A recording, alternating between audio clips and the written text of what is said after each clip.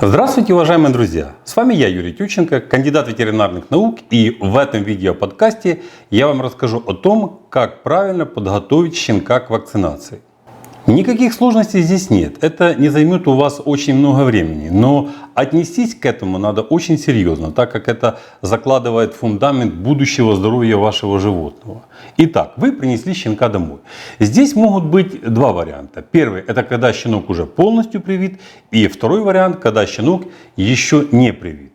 Как правило, опытные заводчики, если продают своих животных в возрасте от 2 месяцев и старше, прививают молодняк.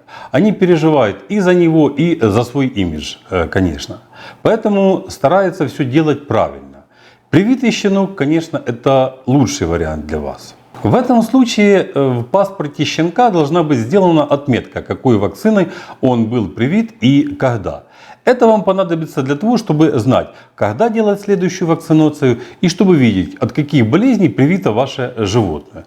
Ну и еще эта информация может быть затребована при перевозках животного или для участия в выставках. Может быть такая ситуация, что ваш щенок привит, но в регионе, где вы живете, встречается заболевание, от которого в комплексной вакцине не было антигена к данному заболеванию. О болезнях, которые встречаются в вашем регионе, вы можете узнать в ближайшей ветеринарной клинике или у вашего ветеринарного врача. Как правило, такие ситуации встречаются редко, так как сейчас обычно животных прививают многокомпонентными вакцинами, в состав которых входят антигены от всех распространенных болезней, которые встречаются у собак. Но, тем не менее, уточните этот вопрос.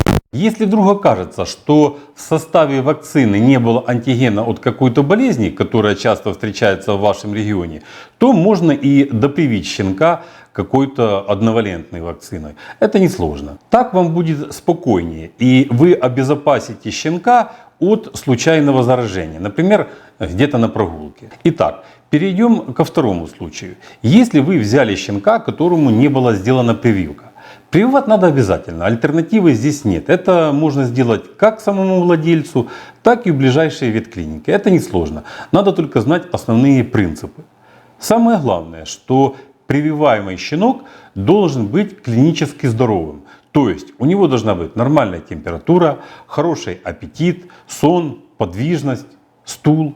И плюс к этому щенку надо для профилактики дать таблетки от глистов и уничтожить блох.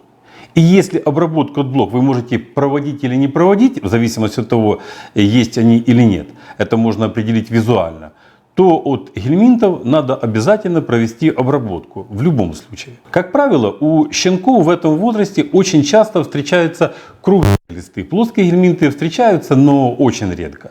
И если раньше перед дегельминтизацией делали анализ кала животного, чтобы точно определить, какие глисты у щенка, то сейчас этим никто не заморачивается. Современные препараты от глистов для животных эффективны и в 99% случаев содержат действующие вещества от всех видов гельминтов. И от круглых, и от плоских. Таблетку какого производителя выбрать, то это тоже не вопрос. Таблетки от гельминтов не относятся к категории высокотехнологичных препаратов. Действующие вещества, которые входят в их состав, за редким исключением, уже много десятков лет апробированы на практике. Поэтому какие таблетки вы выберете, не суть важно. Но лучше брать таблетки тех производителей, которые более-менее на слуху, чтобы эти таблетки не были сделаны где-то в подворотне, грубо говоря. Хотя здесь есть другая сторона медали, что таблетки от глистов, от очень известных брендов, очень часто подделываются. Поэтому покупайте препараты у тех продавцов, которым доверяете. То же самое касается и средств от блох. Кстати, сейчас есть комплексные препараты, то есть препараты, которые действуют одновременно и на гельминтов, и на блох. Они дороже, но, как правило, эффективные и удобные. Прогнать глистов и уничтожить блох надо обязательно, так как они снижают иммунитет щенка при вакцинации. В этом как раз и кроется одна из самых больших опасностей гельминтов и блох. Но особенно это касается глистов. Они являются очень сильными иммунодепрессантами.